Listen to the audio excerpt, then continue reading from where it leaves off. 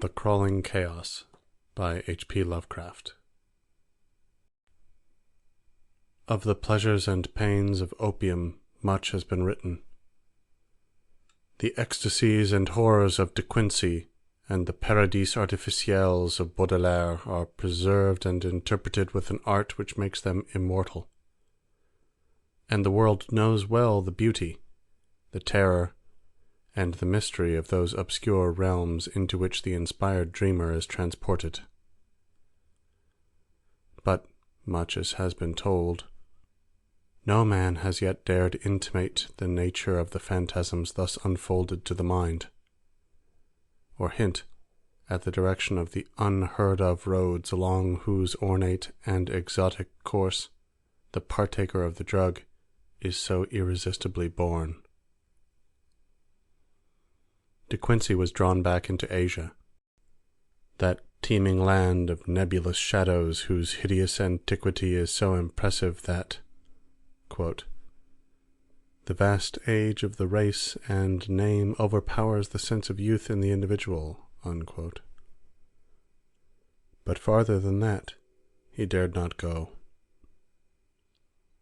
Those who have gone farther seldom returned, and even when they have been either silent or quite mad. I took opium but once, in the year of the plague, when doctors sought to deaden the agonies they could not cure. There was an overdose. My physician was worn out with horror and exertion, and I traveled very far indeed. In the end, I returned and lived, but my nights are filled with strange memories, nor have I ever permitted a doctor to give me opium again. The pain and pounding in my head had been quite unendurable when the drug was administered. Of the future I had no heed. To escape, whether by cure, unconsciousness, or death, was all that concerned me. I was partly delirious, so that it is hard to place the exact moment of transition, but I think the effect must have begun shortly before the pounding ceased to be painful. As I have said, there was an overdose, so my reactions were probably far from normal. The sensation of falling, curiously dissociated from the idea of gravity or direction, was paramount, though there was subsidiary impression of unseen throngs in incalculable profusion, throngs of infinitely diverse nature, but all more or less related to me.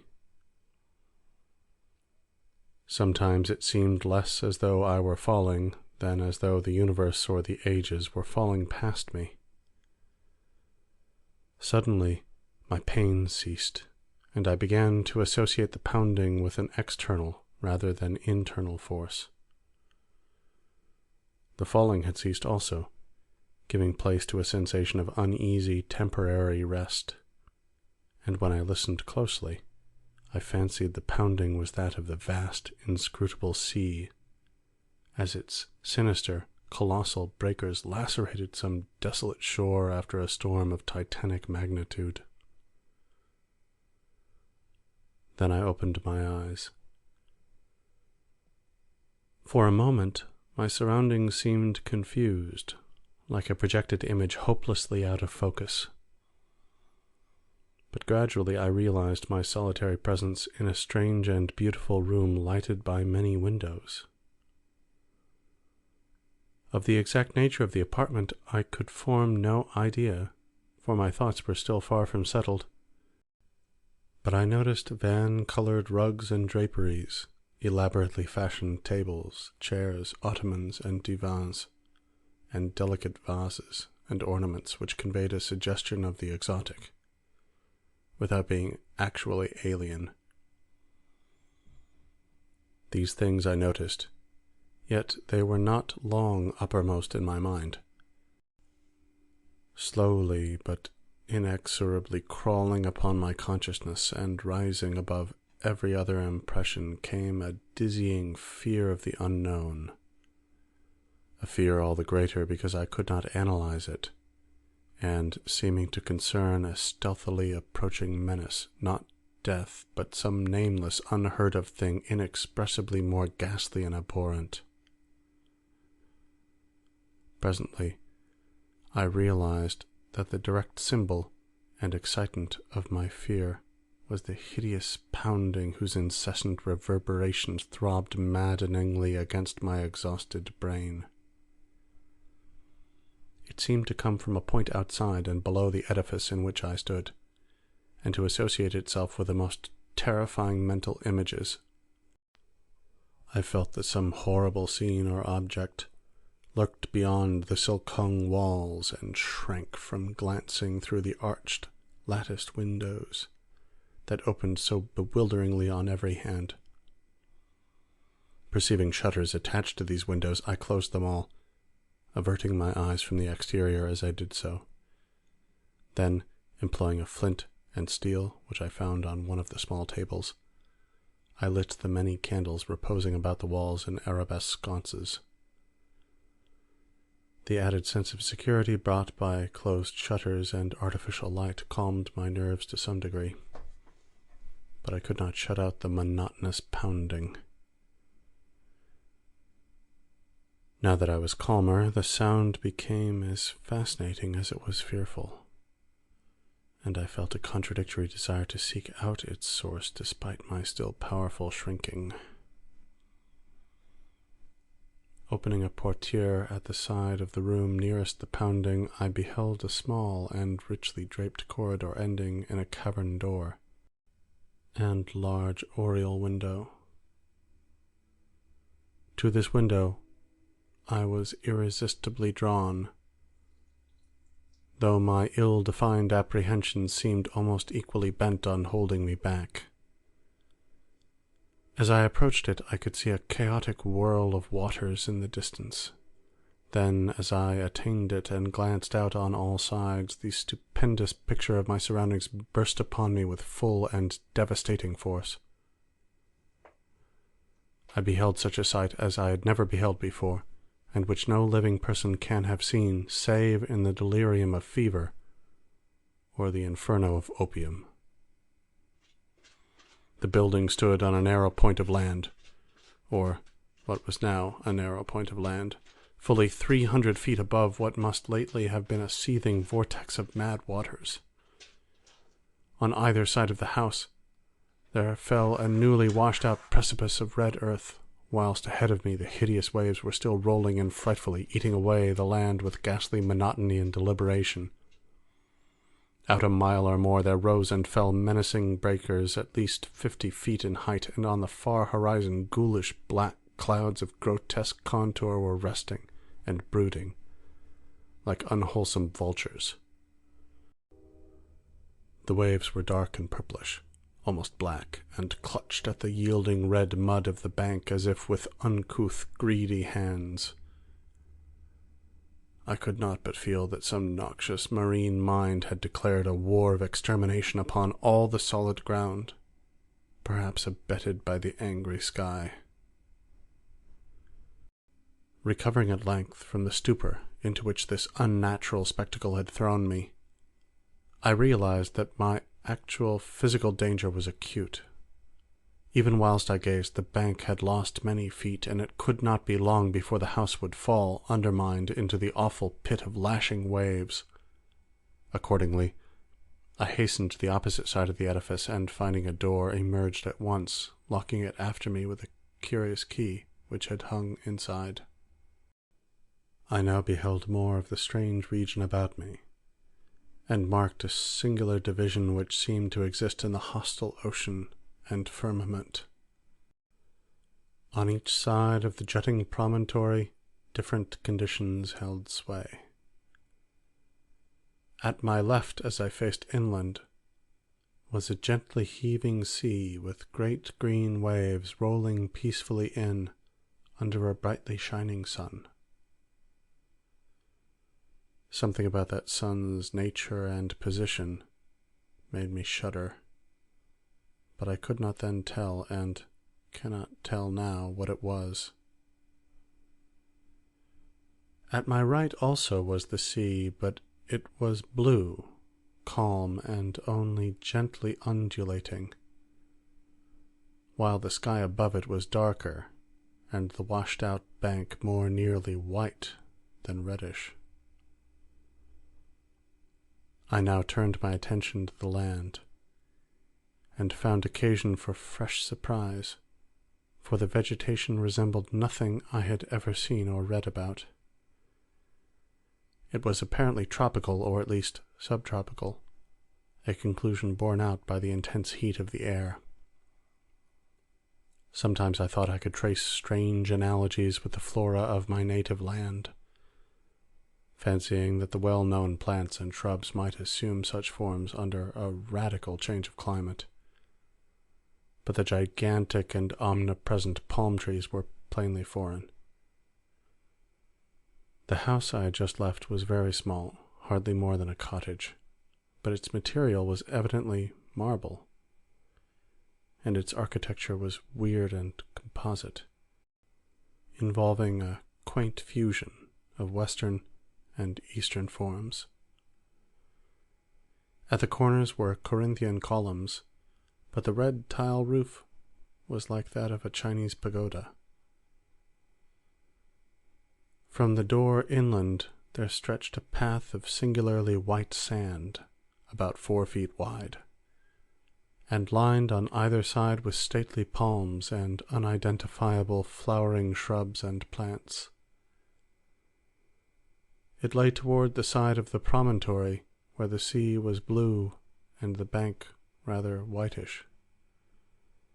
Down this path I felt impelled to flee, as if pursued by some malignant spirit from the pounding ocean. At first it was slightly uphill, then I reached a gentle crest.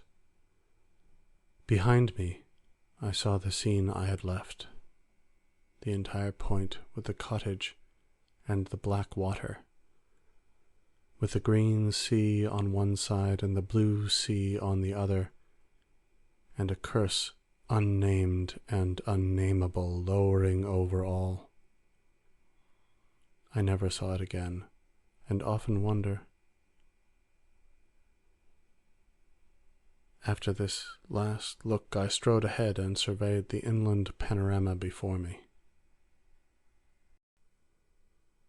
The path, as I have intimated, ran across the right-hand shore as one went inland. Ahead and to the left I now viewed a magnificent valley comprising thousands of acres and covered with a swaying growth of tropical grass higher than my head. Almost at the limit of vision was a colossal palm tree which seemed to fascinate and beckon me. By this time, wonder and escape from the imperiled peninsula had largely dissipated my fear. But as I paused and sank, fatigued, to the path, idly digging with my hands into the warm, whitish golden sand, a new and acute sense of danger seized me. Some terror in the swishing tall grass seemed added to that of the diabolically pounding sea, and I started up, crying loudly and disjointedly, "Tiger! Tiger! Is it tiger? Beast? Beast? Is it a beast that I'm afraid of?" My mind wandered back to an ancient and classical story of tigers which I had read. I strove to recall the author, but had difficulty. Then, in the midst of my fear, I remembered that the tale was by Rudyard Kipling. Nor did the grotesqueness of deeming him an ancient author occur to me. I wished for the volume containing this story, and had almost started back toward the doomed cottage to procure it when my better sense and the lure of the palm prevented me. Whether or not I could have resisted the backward beckoning, without the counter-fascination of the vast palm tree, I do not know. This attraction was now dominant, and I left the path and crawled on hands and knees down the valley's slope, despite my fear of the grass and of the serpents it might contain. I resolved to fight for life and reason as long as possible against all menaces of sea or land, though I sometimes feared defeat as the maddening swish of the uncanny grasses joined the still audible and irritating pounding of the distant breakers. I would frequently pause and put my hands to my ears for relief, but could never quite shut out the detestable sound. It was, as it seemed to me, only after ages that I finally dragged myself to the beckoning palm tree and lay quiet beneath its protecting shade. There now ensued a series of incidents which transported me to the opposite extremes of ecstasy and horror, incidents which I tremble to recall and dare not seek to interpret. No sooner had I crawled beneath the overhanging foliage of the palm than there dropped from its branches a young child of such beauty as I never beheld before. Though ragged and dusty, this being bore the features of a faun or demigod, and seemed almost to diffuse a radiance in the dense shadow of the tree. It smiled and extended its hand, but before I could arise and speak, I heard in the upper air the exquisite melody of singing, notes high and low blent with a sublime and ethereal harmoniousness. The sun had by this time sunk below the horizon, and in the twilight I saw an aureole of lambent light encircled the child's head. Then in a tone of silver it addressed me. "It is the end. They have come down through the gloaming from the stars. Now all is over, and beyond the Aranurian streams we shall dwell blissfully in Teloe." As the child spoke, I beheld a soft radiance through the leaves of the palm tree, and, rising, greeted a pair whom I knew to be the chief singers among those I had heard. A god and goddess they must have been, for such beauty is not mortal. And they took my hands, saying, "Come, child, you have heard the voices, and all is well. In Teloe, beyond the Milky Way and the Aranurian streams, are cities, all of amber and chalcedony, and upon their domes of many facets glisten the images of strange and beautiful stars. Under the ivory bridges of Teloe flow rivers of liquid gold, bearing pleasure barges bound for blossomy Cytherean of the seven suns. And in Teloe and Cytherean abide only youth, beauty, and pleasure, nor are any sounds heard save of laughter, song, and the lute. Only the gods dwell in Teloe of the golden rivers, but among them shalt thou dwell." As I listened enchanted, I suddenly became aware of a change in my surroundings. The palm tree, so lately overshadowing my exhausted form, was now some distance to my left, and considerably below me. I was obviously floating in the atmosphere, companioned not only by the strange child and the radiant pair, but by a constantly increasing throng of half-luminous, vine-crowded youths and maidens with wind-blown hair and joyful countenance. We slowly ascended together, as if borne on a fragrant breeze which blew not from the earth but from the golden nebulae, and the child whispered in my ear that I must look always upward to the pathways of light and never backward to the sphere I had just left. The youths and maidens now chanted mellifluous choriambics to the accompaniment of lutes, and I felt enveloped in a peace and happiness more profound than any I had in life imagined. when the intrusion of a single sound alerted my destiny and shattered my soul. Through the ravishing strains of the singers and the lutanists, as if in mocking, demonic concord, throbbed from gulfs below the damnable, the detestable pounding of that hideous ocean. As those black breakers beat their message into my ears, I forgot the words of the child, and looked back down upon the doomed scene from which I thought I had escaped.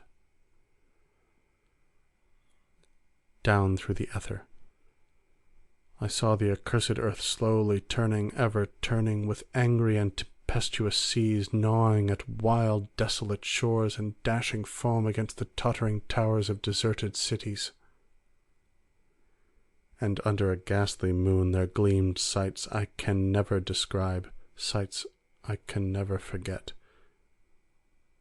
Deserts of corpse-like clay and jungles of ruin and decadence where once stretched the populous plains and villages of my native land, and maelstroms of frothing ocean where once rose the mighty temples of my forefathers. Round the northern pole steamed a morass of noisome growths and miasmal vapors, hissing before the onslaught of the ever-mounting waves that curled and fretted from the shuddering deep. Then a rending report clave the night, and athwart the desert of deserts appeared a smoking rift. Still the black ocean foamed and gnawed, eating away the desert on either side as the rift in the center widened and widened. There was now no land left but the desert, and still the fuming ocean ate and ate. All at once I thought even the pounding sea seemed afraid of something, afraid of the dark gods of the inner earth that are greater than the evil god of waters. But even if it was, it could not turn back, and the desert had suffered too much from those nightmare waves to help them now. So the ocean ate the last of the land and poured into the smoking gulf, thereby giving up all it had ever conquered. From the new flooded lands it flowed again, uncovering death and decay. And from its ancient and immemorial bed it trickled loathsomely, uncovering nighted secrets of the years when time was young, and the gods unborn. Above the waves rose weedy, remembered spires. The moon laid pale lilies of light on dead London, and Paris stood up from its damp grave to be sanctified with stardust. Then rose spires and monoliths that were weedy but not remembered. Terrible spires and monoliths of lands that men never knew were lands. There was not any pounding now, but only the unearthly roaring and hissing of waters tumbling into the rift. The smoke of that rift had changed to steam, and almost hid the world as it grew denser and denser. It seared my face and hands, and when I looked to see how it affected my companions, I found they had all disappeared. Then, very suddenly, it ended, and I knew no more till I awaked upon a bed of convalescence. As the cloud of steam from the plutonic gulf finally concealed the entire surface from my sight, all the firmament shrieked at a sudden agony of mad reverberations which shook the trembling ether. In one delirious flash and burst it happened, one blinding, deafening holocaust of fire, smoke, and thunder that dissolved the wan moon as it sped outward to the void.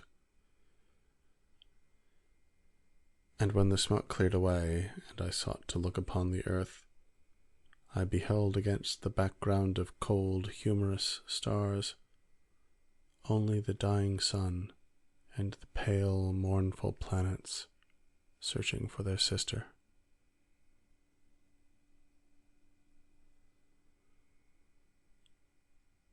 End of The Crawling Chaos by H.P. Lovecraft.